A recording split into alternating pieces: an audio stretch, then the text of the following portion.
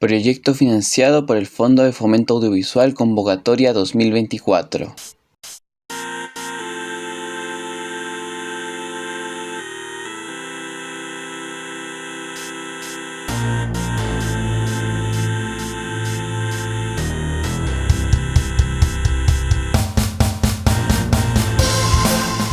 Bueno, aquí estamos nuevamente en otro capítulo de Cine y Creatividad Podcast, y en esta ocasión especial tenemos a un querido colaborador, amigo, con el que he trabajado harto tiempo y que últimamente trabajamos en algunos proyectos, y que también fue ayudante mío en un ramo que es el magíster, que yo agradezco mucho. Y él ha hecho algunos cortometrajes y colaborado con ciertos autores experimentales a lo largo de su corta y reciente carrera. Y eso, les quiero presentar que hoy día estamos con con José Tomás Urrutia Golzac. Así que, bueno, le doy la palabra. ¿Cómo estás, Jote? O José Tomás. Oh, Hola Benja, todo bien. Muchas gracias por la invitación. Muy emocionado de ver qué conversamos en este capítulo de cine experimental. Qué bueno, muchas gracias. Cuéntanos un poco de qué te dedicas tú, quién eres, tu especialidad en el área de los que nos compete en el capítulo de hoy día, y eso, como desarrollándonos un poco de ti mismo en esta área audiovisual y cinematográfica. A ver, bueno, yo partí trabajando en animación cuando estaba estudiando cine. Empecé trabajando en la productora Diluvio, un poco en la rama que estaba dirigida y liderada por Nair Satala. Y ahí aprendí mucho a animar, a hacer stop motion, efectos especiales prácticos ahí en set, que me abrió mucho la cabeza, como en términos estéticos, plásticos, narrativos también. Y después de eso empecé a desarrollar una obra más propia, digamos, con primero mi cortometraje con el cual egresé de la escuela de cine, que fue uno que se llama El Cuero, que tratamos de hacer desde la narrativa, bueno, hablando desde lo experimental, no sé, desde la narrativa como algo un poco más no lineal y difuso. Y, y después de eso yo he empezado a indagar mucho en el error de las señales de cinta Hi8, de los VHS, a través de videomixer y de circuitos que yo construyo de manera artesanal, que agarran señales de video y las corrompen, las llena de daños, de aberraciones cromáticas. Y con ese lenguaje trabajé también en el cortometraje, por un lado, Merrimundi de Nail Satala, haciendo glitch y errores de imagen. Y también he hecho performance como media performance o cine expandido en festivales como Films of the Future o la Bienal de Artes Mediales en Santiago, em, donde he trabajado una dimensión también media espiritual. Hacemos como muchas performances que se basan en la idea de la video Ouija, como hacer una Ouija con video a través de la performance y siempre acompañando el error y el glitch como algo como un componente energético, así que nos lleva a estados como oníricos o abstractos. Todo esto acompañado de diseño sonoro que es como bien desde el ruido blanco o desde la misma interferencia de los televisores que ocupo para hacer estas cosas. Pero así, muy a grosso modo, he estado siempre moviéndome en esos universos, como entre la animación y entre también el error de glitch y la performance audiovisual, como más allá del cine, como ya del cine expandido también. Eso últimamente. Qué bueno, entonces tienes igual un repertorio que ha expandido los límites, por decirlo de alguna forma, porque no Claro. necesariamente te abocas a hacer un cine lineal o no lineal, o la relación tradicional de pantalla a espectador, sino que te lo has ampliado a algo más allá de las pantallas, lo cual es bueno, que también se toca. Yo siento que muy poca gente lo conoce, y creo que ayuda harto que los dos oyentes del Cine y Creatividad Podcast puedan conocer más de este rubro, de esta área, de esta disciplina creativa como vanguardista. Y bueno, por lo que tú mencionas, tú trabajaste en Diluvio con Night Satala, por lo cual una de las películas que quiero poner en la mesa hoy día es Rey y también Animalia Paradoxa, las cuales son dos películas, largometrajes que hizo Nail Satala, como les decía, en los cuales sí tiene harto de experimentación de diversas formas, en narrativa, en visualidad y cosas por el estilo, que ahora uno piensa porque tiene muchas cosas la película, las dos películas.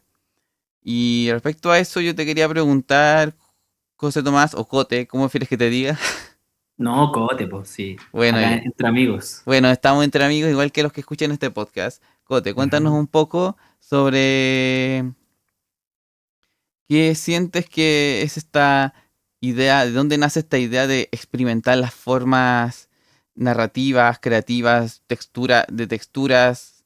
sí, creo que es de texturas, del cine en general, al menos lo que has hecho tú o lo que ha hecho Nai Satala, con quien tú has trabajado harto. Yo creo que lo interesante, por ejemplo, de las películas que mencionas, por ejemplo, lo de Rey, es que las decisiones estéticas y de textura comienzan a ser decisiones que están completamente entrelazadas con la narrativa y el relato. No es como solo una decisión de que se ve bonito, se ve entretenido, se ve interesante, no, son como cosas que están realmente, lo plástico realmente se une a lo narrativo. Y lo digo porque, por ejemplo, en el caso de Rey, Em, la historia de Rey es como de este rey francés que llega a la Araucanía y quiere hacer su reino en la Araucanía y, y no le resulta y cae preso y entra en un delirio cuando está en esta prisión y su memoria se empieza a deteriorar, se empieza a perder, se empieza a gastar, empieza como a transformarse. Y la película Rey tiene muchos soportes, se hizo en digital, después en rotoscopía análoga, que es como película impresa en papel con impresora, así impresora, y también en 35 milímetros. Se pasó la película a 35 milímetros y después esa película se enterró, se desgastó físicamente y después se escaneó y la película, literalmente, su materialidad quedó desgastada, quedó derruida por la tierra y rajada, raspada, llena de agujeros. Así, literalmente, la película, la imagen. Y a medida que avanza la película y el relato, y a medida que la memoria de este personaje se va deteriorando, la película físicamente también. Entonces, Ujú. eso fue muy impresionante cuando vi esa película y después conversando con Niles y también viendo, tiene muchas entrevistas que hablan de esto que son muy interesantes, que las recomiendo mucho. Em, yo me di cuenta que como, wow, lo plástico puede tener una expresividad narrativa. Eso es muy interesante desde el punto de vista de Rey. Creo que desde el lado de Animalia Paradoxa, por ejemplo, em, quizás ahí lo que a mí más me llama la atención es como el lenguaje más performático que se usó en la película, Claro. porque no tiene nada de diálogo, es solo como movimientos, y a través de esos movimientos se empieza a crear una idiosincrasia y un universo que es súper particular y súper extraño con reglas que nosotros no conocemos y es una forma como súper inteligente de generar una distopía y como un universo que es completamente em, como ajeno a lo que conocemos. Entonces, creo que Animalia Paradoxa tiene como una arista performática desde la actuación que lo hace sumamente experimental, como narrar desde el cuerpo y de la forma en que lo hace esa película, para mí es lo que más me llama la atención, como desde lo más, no sé si eso entra en el mundo plástico, pero como más de las decisiones formales técnicas, no sé. En ese sentido, yo creo que, pues como yo entiendo el experimental, yo no soy tan experimentador en mis películas en particular, pero sí debo decir que me admiro mucho a los que hacen esos experimentos. Y debo decir que a partir de eso, la experimentación yo creo que puede estar dada por muchas formas, no sé, dando que mi tesis de magíster se habla de Raúl Ruiz, que espero algún día publicarla en algún lado o que esté disponible en algún lugar. Él hace experimentaciones desde el uso del barroquismo que tiene la narrativa y la imagen, que hay muchos elementos dentro que uno piensa ya, ¿qué veo? ¿Qué escucho? ¿Qué sigo con mi atención? Y yo creo que las películas de Niles Atala que mencionamos ahora tienen harto de eso, como no necesariamente barroco, pero sí como laberíntico, surrealista, si se quiere decir, porque, a Ujú, ver, Animal en Paradoxa, para los que no hayan visto la película, les voy a contar los vamos a contar un poco. Es como una visión post-apocalíptica donde hay una crisis ambiental en el planeta Tierra o en el mundo donde se ubica la película, como de una forma medio onírica, medio pesadillesco. Y podemos decirle a la protagonista, es una bailarina o una contorsionista que, por lo que se entiende, o una persona que se mueve como de forma extraña por ese ambiente buscando agua. Y ujú. toda la película ronda como de ese delirio de buscar el agua y que al final se va llevando a un delirio igual que en Rey, que a diferencia que en Rey, el tipo francés que es Antoine busca la forma de generar esta monarquía con el pueblo mapuche en el sur de Chile, aunque en el fondo es un europeo que quiere colonizar, pero darle autonomía, pero al mismo tiempo es como una cuestión bien bizarra, media turbia y a veces Ujú. media ambigua, y que cuenta eso, como dice Tugote, el tema de la narrativa como más, como de la narrativa que se va deteriorando, como que de a Ujú. poco se va metiendo hacia el agujero, como el abismo, Claro, visualmente y narrativamente también, porque en algún punto hay voces en off, hay caleidoscopios, entonces la película se lleva por ese camino. claro que sí. Sí, sí, sí. Y a partir de eso, bueno, quería también preguntarte, ¿tú cómo lo ves? ¿Cómo ves Ujú. el panorama aquí en Chile? ¿Cómo ves el panorama aquí en Chile respecto a lo que es lo experimental, así a grandes rasgos? Yo por lo menos la veo como bien escondido.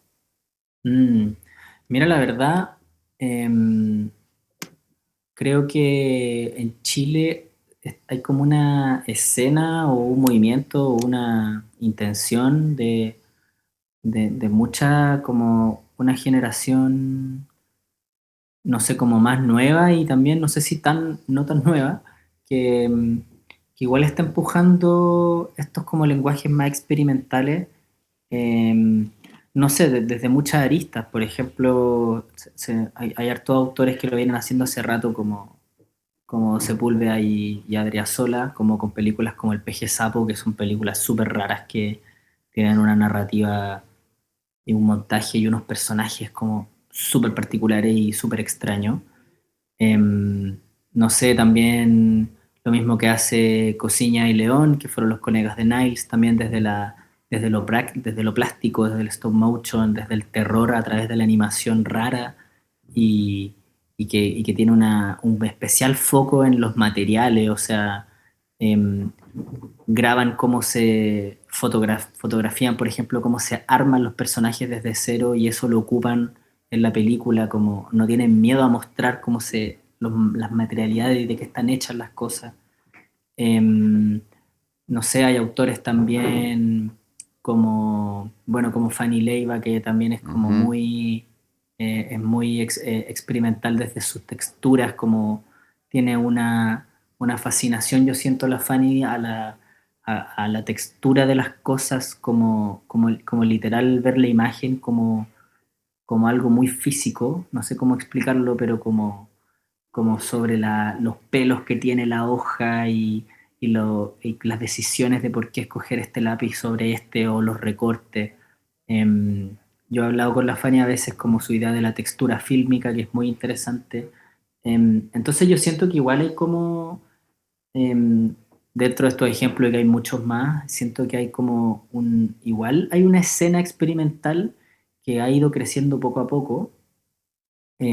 Por ejemplo, ahora hace un rato estuve con Paolo Caro, que tiene un ¿Ya? cortometraje que se llama Una tristeza fiel. Lo recomiendo mucho, ahora está dando vuelta en festivales, em, que también ocupa tecnologías 3D, Blender, Nerf, como cosa, una tecnología y como una textura mega digital, como hiper digital, y desde ahí investiga lugares, investiga su casa. Entonces, yo creo que una escena que si bien quizás de repente está como media escondida o de repente como que no sé, no tiene tantos lugares donde verse, porque a veces es difícil encontrar como los festivales donde dan cine experimental Hay uno en Valparaíso que se llama Proceso de Error, que es muy bueno, Ujú. pero de repente cuesta encontrar esos lugares o a veces son muy de nicho. em, o las performances que hace 6-8 también, que es un colectivo fílmico. Pero si uno se mete a buscar y empieza a hacer ahí como, no sé, como meterse al Instagram, empezar a buscar todos estos Claro, personajes que te sí. digo, igual uno se da cuenta que están sucediendo cosas y yo creo que cada vez van a haber más cosas también así, como que va un poco en su vida, siento estos lenguajes y yo lo encuentro como muy, tengo mucha esperanza y lo veo como como que se viene una época muy divertida en el cine y la performance también. Definitivamente, sí. ¿Cuándo empezó? No lo sé. No, Quizás, claro, quizás ya estuvo, siempre estuvo, pero quizás ahora con todo el tema de los medios digitales, redes sociales, la inteligencia artificial y todo lo que tiene que ver con usar teléfonos móviles y la Internet 3.0, creo que es el término que se ocupa ahora, o 2.0, no sé a esta altura. Eh, Creo que ha hecho que se masifiquen más o como que se generen más redes de contacto entre todos los realizadores experimentales que pueden caer todavía en un nicho que todavía siento que caen en un nicho que no es el más mainstream, que no es el mainstream, en el sentido claro, que no es una película, no es como una película, no sé, de Nación de Origen, que estuve analizando hace un rato con otro entrevistado, y también tampoco podría ser una película tipo las de Fábula, que esas son cine industrial, versus Nación de Origen también, que es una sátira casi documental híbrida, que puede tener algo de experimental también, pero la claro. experimentación de las texturas, de las formas, de las narrativas, hasta el llegar al absurdo de no entenderse desde una perspectiva tradicional la película, eso oye, se está apareciendo y de a poco se ha ido conectando más redes en este rizoma, como que es este contexto más, más de artes mediales, cine expandido y cosas más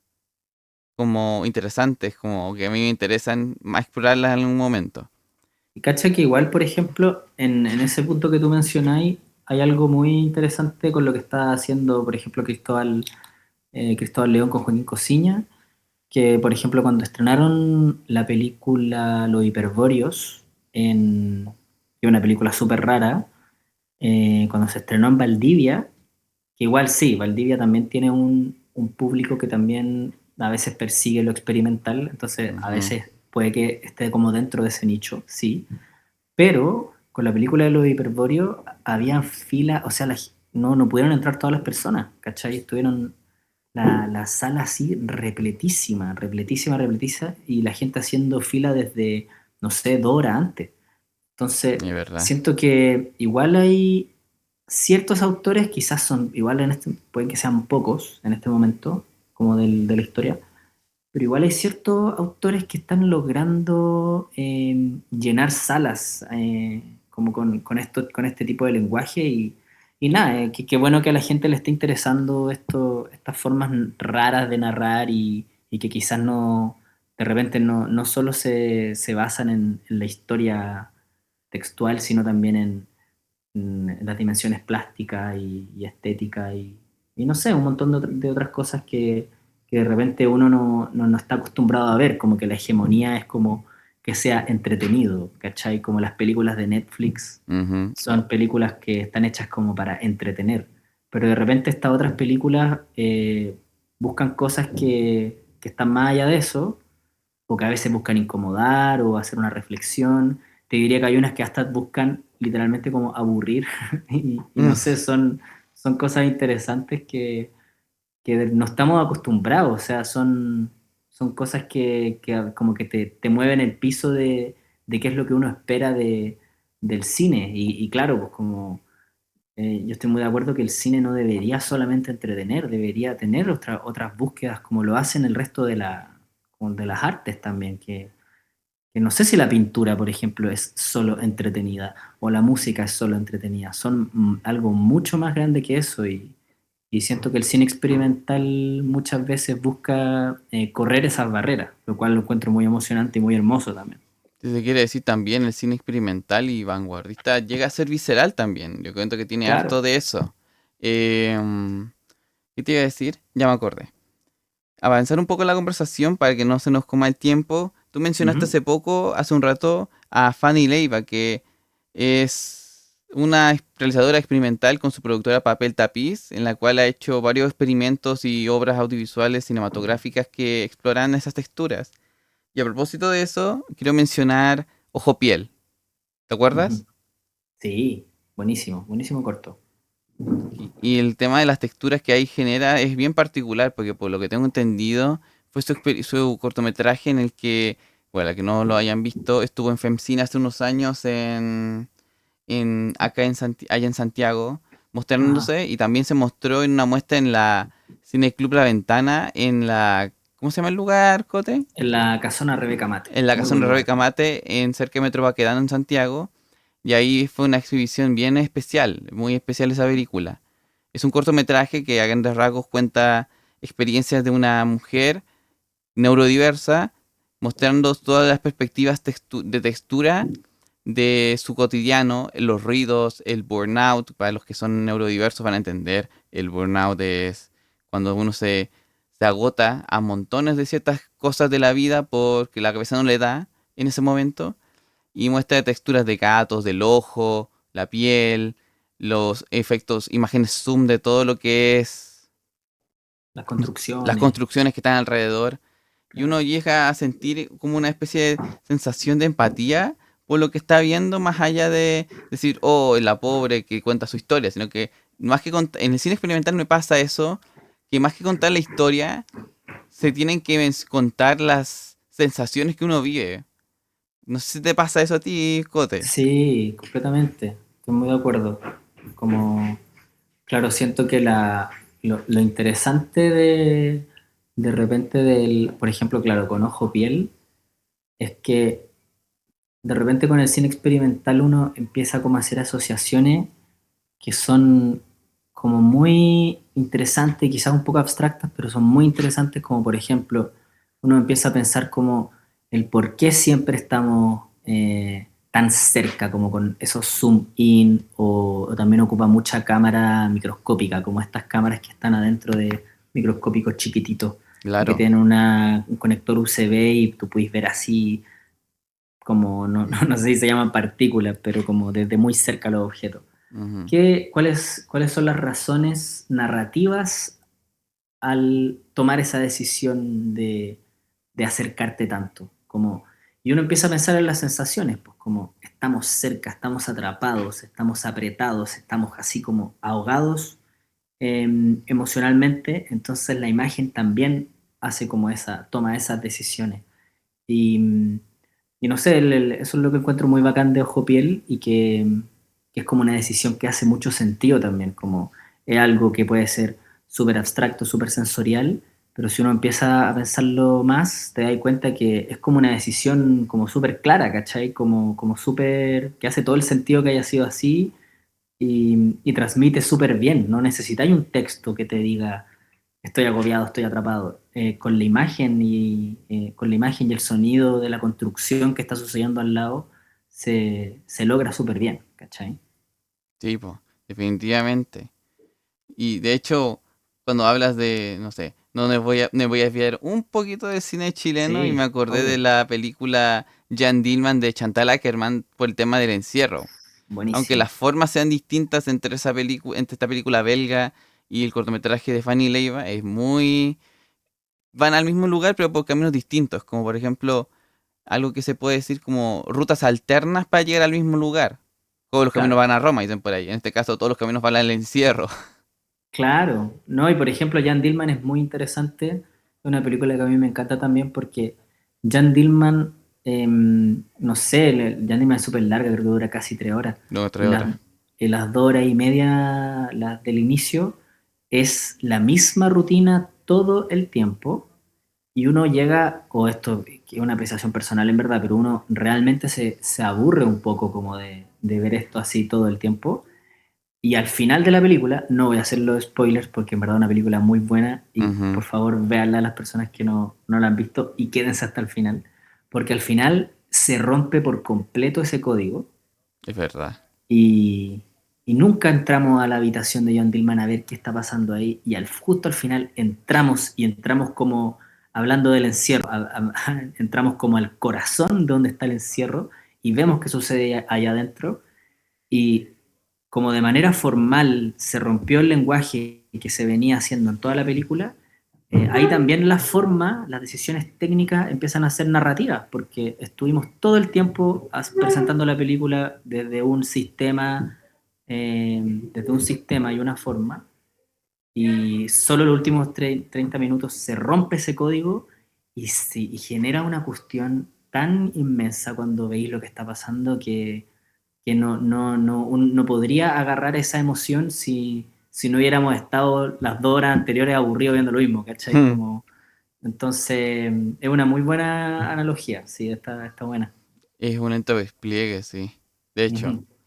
Sí, completamente.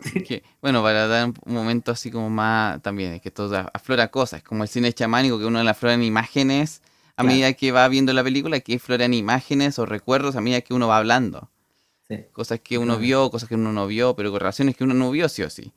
Claro. Y bueno, es curioso que lo que decía Paul Schrader, el guionista de Taxi Driver, es que esta película tiene harto de lo que se iba a convertir después el slow cinema, el cine lento, que Claro, empezó con sus orígenes más o menos en la época de Dreyer, Robert Bresson y Yasuhiro Ozu, y claro. que puede verlo también en parte ese tipo de cine lento en las películas de José Luis Torres Leiva, si se quiere decir, Por Raúl Ruiz de también. Raúl Ruiz sí también.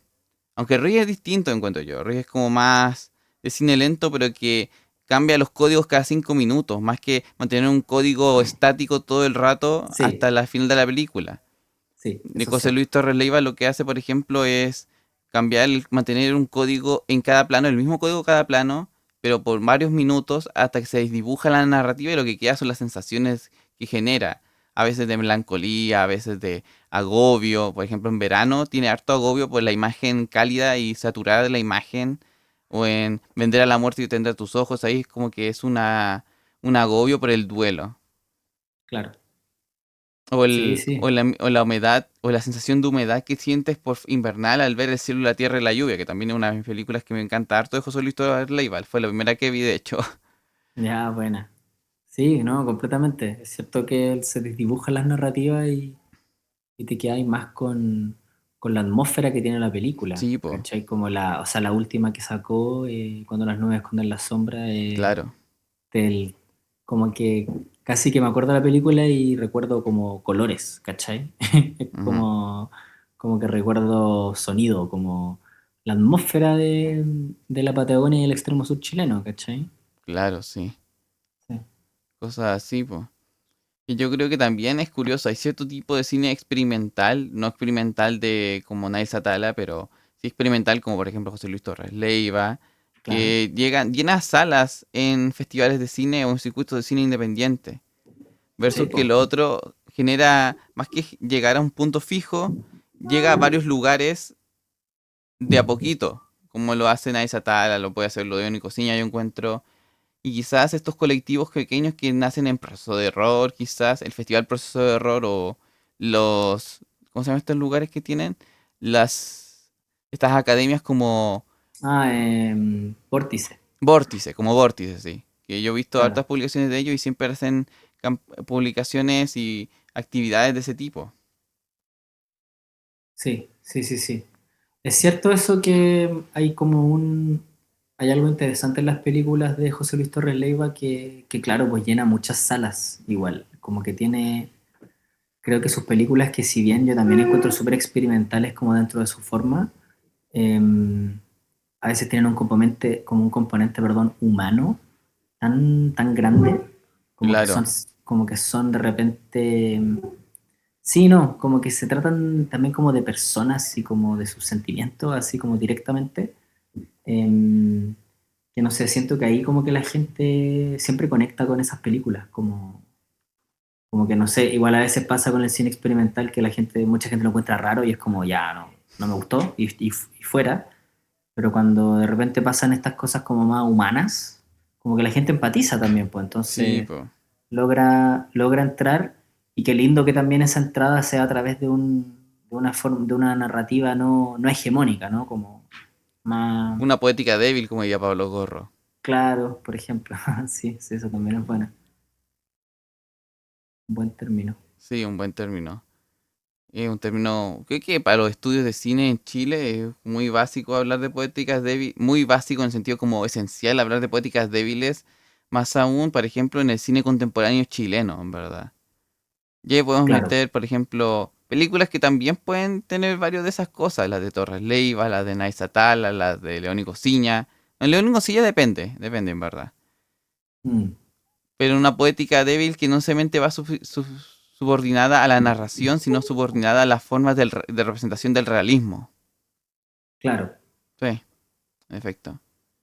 claro, claro. Y que también como que, o sea, no sé, yo relaciono igual mucho las películas de Raúl Ruiz con la poética débil, también como por todo su rollo de sobre la, como que la teoría del conflicto central, Es como que está verdad. en contra de, y que él como que dice que está a favor de las películas aburridas o a favor de las películas que uno se duerme en el cine, como que esa parte es muy chistosa, y que él encuentra que está bien cuando una película logra relajarte y dormirte en el cine. Pero lo que voy con todo esto es que siento que todo lo que gira en torno a la poética débil yo también lo relaciono mucho como con el juego, Mm. como como con el experimentar con el cine, como haciéndolo, como no pensándolo, como jugando con las materialidades, como que siento que una de las cosas que pasa muchas veces con el cine es que se ha industrializado también una forma de hacerlo para que sea lo más efectivo posible, o sea, escribir un guión, definir bien los planos, ojalá los planos, si no tenéis tanto presupuesto, reducirlo al máximo, como netamente lo que necesitáis para narrar solamente, y Claro. después de eso hacer tu película, editarla según el guión y quizás probar un poco de nuevo otras cosas y después lanzarla. Como que esa hegemonía de producción se ha hecho para que sea, valga la redundancia, productiva, ¿cachai? Ujú. Pero de repente eso, y que está bien igual, no hay un problema con eso, sí, hay muchas personas que esas narrativas les acomodan y hacen películas también muy buenas y maravillosas y está perfecto, Es pero verdad. siento que de repente pasa que cuando uno se mete mucho en esa rueda y esa forma de hacer cine, de repente uno se olvida que podéis ponerte a grabar algo sin necesidad de un guión, como que uno tiene esa libertad. Uno puede grabar un montón de cosas, ponerse a editar, cachar que nada te funcionó, pero al momento de hacer las cosas y de jugar a esas cosas y de lanzarte un poco al vacío, de repente suceden exploraciones muy interesantes, como qué pasa si es como que un pintor esté pensando sus pinturas y nunca se ponga a pintar, ¿cachai? Como es importante el oficio en el cine. Y pasa, por ejemplo, con Raúl Ruiz, que no sé, quizás, bueno, me imagino que tú, ¿cachai, Benja, que lo he estudiado un montón, pero Raúl Sí. Ruiz tiene como 64 películas por ahí, Tiene como 100. y, o 100, pero hay muchas películas de Raúl Ruiz que yo veo y las encuentro malas, ¿cachai? Son como, no, son malas nomás, o al menos, no sé si mala es la palabra correcta, pero que yo digo como, oye, esta cuestión es cualquier cosa, pero es porque Raúl Ruiz siempre estaba haciendo, y de las 100 películas que sacó, no sé, hay 20 que son una locura y son unas obras Joyas. maestras, yo llamaría, así, unas verdaderas joyas del cine, Sí, po. y eso es porque siempre estuvo ensayando, siempre estuvo practicando, nunca estuvo oxidado, ¿cachai? Ujú. Onda, de repente hacía los mismos rodajes, hacía tres películas al mismo tiempo y de esas tres una quedaba increíble. Lo veo mucho también en el cine de Cristian Sánchez, ¿cachai? Que son películas súper extrañas, Ujú. em, pero siempre está haciendo y haciendo y cada año hay una película, ahora se vienen como tres nuevas que no sé en qué Sí, po. momento la hizo, Y ¿cachai? por lo que tengo entendido es que las estuvo preparando años, pero ahora como no tiene socios en las productoras que tiene por ahí, puede hacer más películas ahora, a su tardía edad. Pero está Claro, bien, pues, o sea, yo creo que el, las posibilidades de cine experimental es que se experimenta cada rato. Tal vez no todo el rato saques obras maestras, pero si claro, sacas obras que te dan un repertorio de que no, este tipo ha experimentado cosas nuevas, claro, que tal vez claro. funcionan en su momento en el sentido práctico o en el sentido utilitario, o a veces no funcionan, pero está haciendo cosas. Pero está haciendo, claro. A mí me pasaba mucho también haciendo performance, como con un artista medial que se llama Jaime Dames, que él no viene del mundo del cine, viene más como del arte medial.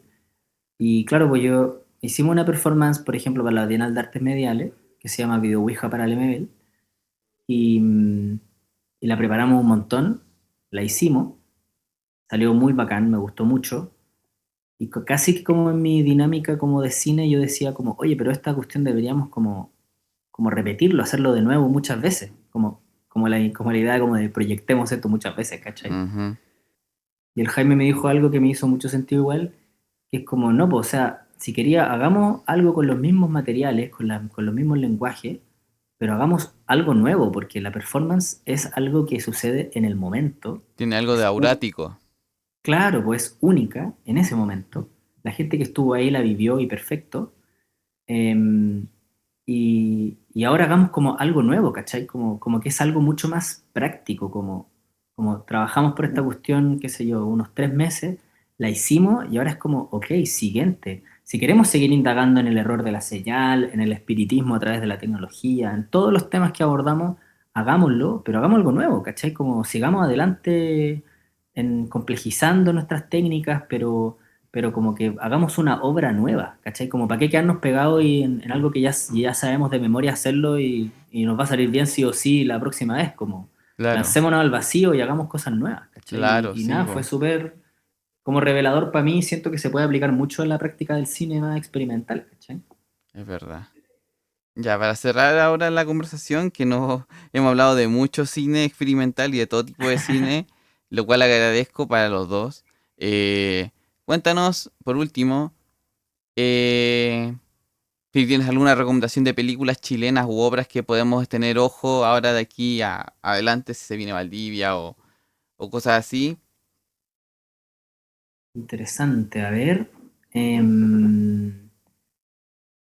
De películas chilenas o películas internacionales, a ver, mira, yo ayer justo fui a ver Mató Seco en Llamas, que es una película brasilera, en la Cineteca Nacional, en un ciclo de cine que es de Brasil y Chile, se llama Braschi.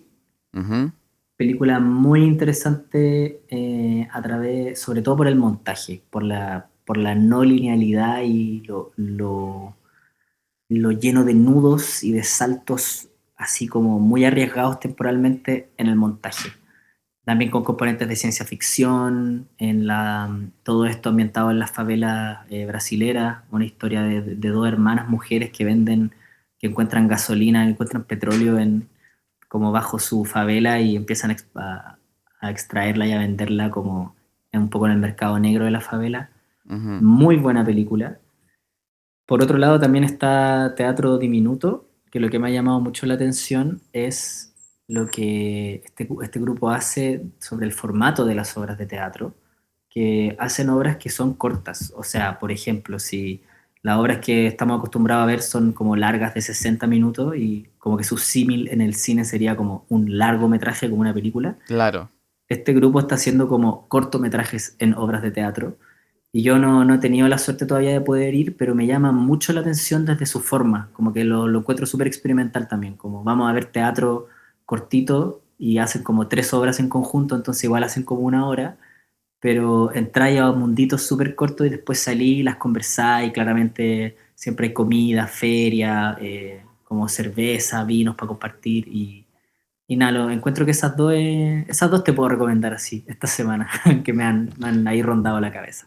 O por último, no sabemos si cuándo se lanza este capítulo, pero al menos tenerlo en cuenta esa propuesta que, que existen. Hay propuestas de teatro que también he estado ocasionalmente investigando últimamente y también de cine de afuera también, que en la Cineteca Nacional o en cualquier lugar de Chile pueden encontrar películas que Sí, son diferentes a las que están en la sala de cine tradicional con 10 funciones al día, por ejemplo. claro. Bueno. Gote, muchas gracias por esta conversación y estamos atentos después para que cuando por ejemplo, les voy a dar el dato. El cuero se va a mostrar en Rancagua, o se mostró en Rancagua, pero bueno, se va a mostrar en Rancagua pronto y espero que en algún momento se muestre en streaming también. Algo me dice por ahí que puede llegar. Sí, el cuero va a estar en Onda Media, estamos haciendo ahí todas las gestiones para poder lograrlo y ojalá también podamos lograr otra película que no alcanzamos a hablar mucho, que es Elegía, Arqueología de un desierto imaginado, que dirigida por Matías Silva y producida por Paula Galleguillos, Ujú. y con un elenco maravilloso y un equipo maravilloso. Y esa ojalá también pueda llegar a onda media, una película también como súper experimental con harta rotoscopía análoga con Tierra, una película que grabamos en el desierto. Y nada, también les dejo esas dos recomendaciones a futuro si es que logran estar en onda media. Así sea. Muchas gracias, Cote. Gracias, Benja, que estés bien. Muchas gracias por la invitación. De nada. Y bueno, si ya llegaste hasta este punto, no te pierdas el próximo capítulo de Cine Creatividad Podcast. Vendremos con más invitados en esta segunda temporada, así que quédate atento para más novedades. Nos vemos. ¡Chao!